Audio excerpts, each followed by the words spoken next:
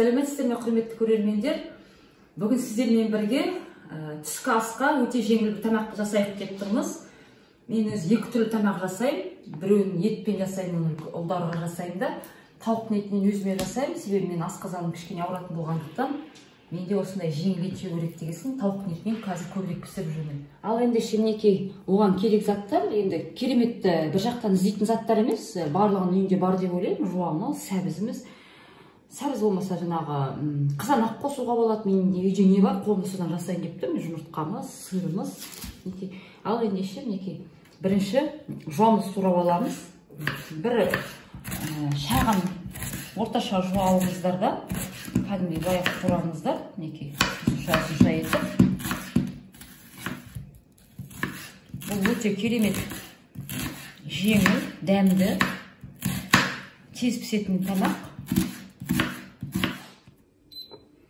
Мінекей сковородкамызды отқа қойдық. Енді осыған азғантай майымызды құямыз. Осы жетеді, бір 4 қасықтай, үлкен қасықпен 3 қасық бола ма екен енді. Майлы қылсаңыздар, майын көбірек қылыңыздар, маған енді осы жетеді. Осыған жаңағы жуамызды, тураған жуамызды саламыз. Майымыз қызды, енді жуамызды бисмилла деп саламыз. Кішкене жуамызды азғантай қуырып алып,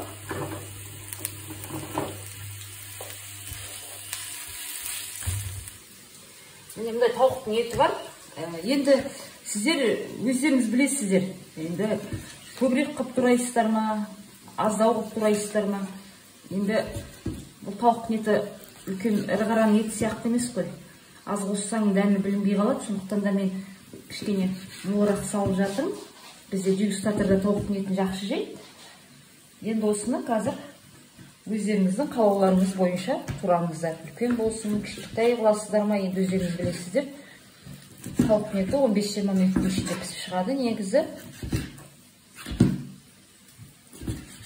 Барлығын осылай етіп турап аламыз. Барлығы болғанда міне бір жаңағыдай алдым да, осының жартысын аламыз. Сол жетіп қалады. Осыны турап шығамыз барлығын. Енді осы етімізді біз қазір кішкене тұздап бұрыштап алайық, бөлек. Бір шай қасық жарым салайықшы, көбірек болсын, кішкене тұзымызды салдық. Енді осыған қара бұрышымызды саламыз. Енді жақсылап араластырамыз.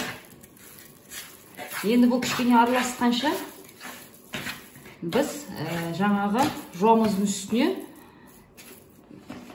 менде енді не болмай тұр қазір, помидор болмай тұр, қызанақ, сондықтан да мен азғантай ғана мындай сәбіз қосайын деп тұрмын. Сіздерде болса тәтті бұрыш қосыңыздар, болса сәбіз қосыңыздар. Ол қатып қалған ештеңе де жоқ, осылай дәл осылай болу керек деген.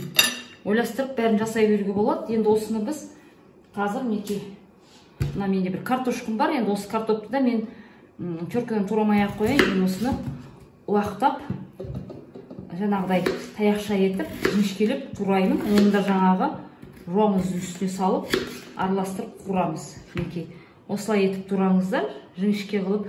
Мүмкін болса теркадан өткізе беріңіздер. Ол бәрібір міне осылай жіңішке етіп турап, бір осындай бір ғана картоп алдым мен. Соны картоп болмаса, картопсыз да жасай беріңіздер. Ол міндетті емес. Өздерінің сүйетін нелеріңізді қоса беруге болады. Мысалы, тыква қосып жатады, кейбіреулері картоп қосып жатады, кабачки қосып жатады. Мен енді балалар картоп жақсы көреді, сондықтан да мен осыған жіңішке жұқалап жаңағы картопымды қосқым келіп тұр.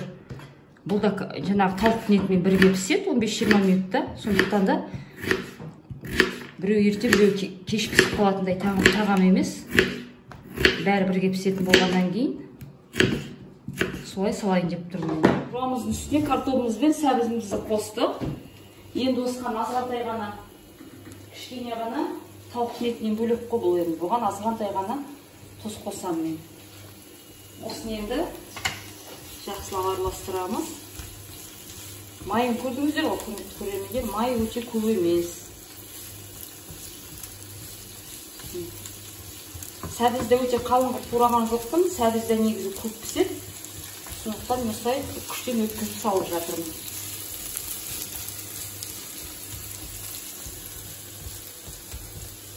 Енді осының үстіне жаңағы тауықтың етін қосамыз. Енді тауықтың еті бұздалып, бұрышталып тұр. Осыны енді бисмилла деп бетіне салып шығамыз.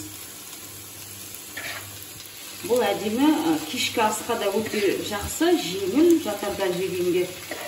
Енді сиырдың да еті де жақсы ғой, бірақ тауықтың еті өте жеңіл болғандықтан жатарға осындай жасауға болады екен. Есі керемет. Енді бір 5 минут өтті, 2-3 минут араластырып жүремін.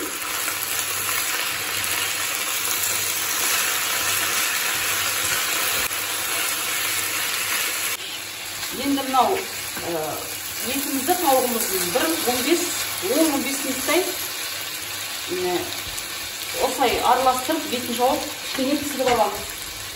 Етіміз піскенше үстіне құятын соусымызды қазір жасап алайық. Міне оған бізге 2 мынандай жұмыртқа керек, 2 дана.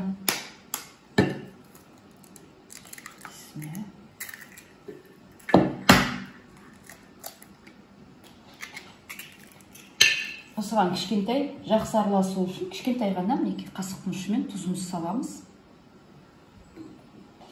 Азғантай бұршымызды саламыз. Енді осыны жақсылап араластырып,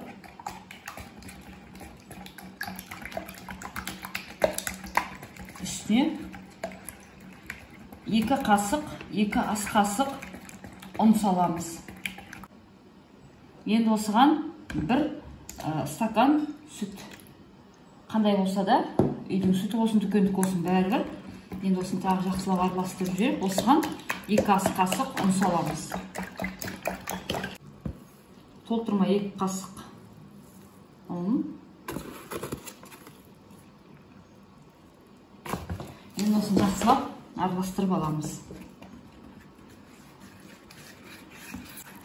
Өте керемет болады, құрметті көрермендер, міндетті түрде жасап көріңіздер, ерінбеңіздер. Үйдегі балаларға, үй ішіне тәтті тамақ жасағанға ерінуге болмайды. Ал мінекей піскен жаңағыдай 5 жұмыртқамыз бар, уақыт алмасын деп мен пісіріп қойдым осылай. Енді көбірек қылдым, мен жұмыртқа жақсы көремін, суға піскен. Мінекей осылай қаққа жарып, осылай 5-еуінде осылай турап аласыздар. Сол бір әдемі бір тағам болайын деп тұр, бұл өте керемет. Міндетті түрде жасап көріңіздер, ұнайды сіздерге. Ал мінекей етіміз бір 15 минуттай, 20 минуттай, 15 минут болған шығар, мен қараған жоқпын. Картофель бәрі пісіп тұр, мінекей. Енді осыған жаңағы жұмыртқа қосылған сүт пен соусымызды үстіне бисмилла деп құямыз. Бисмилла.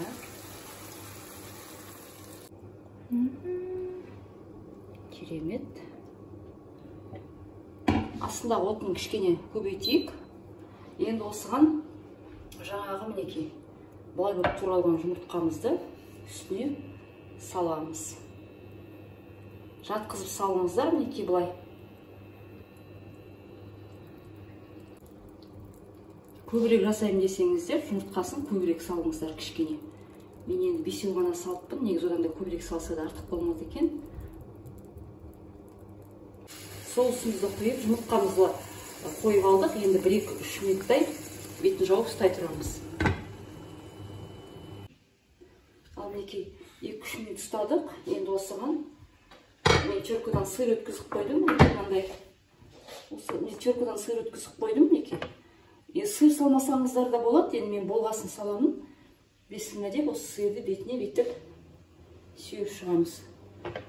Отта осы сырмен бірге отта енді бір 2-3 минут ұстаймыз да, сосын сөндіреміз.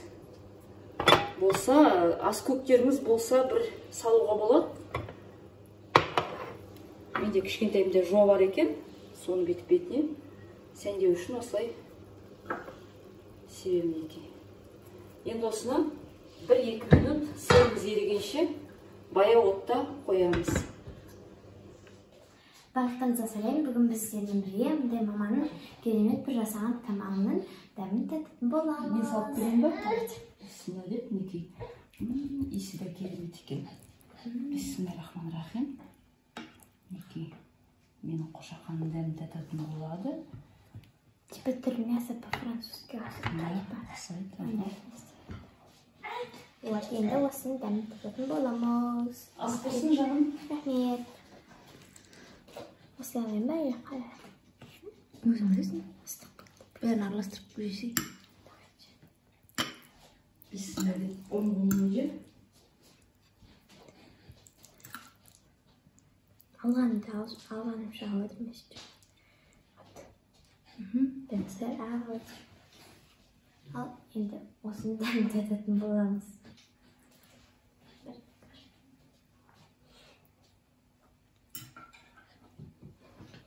Кереметті.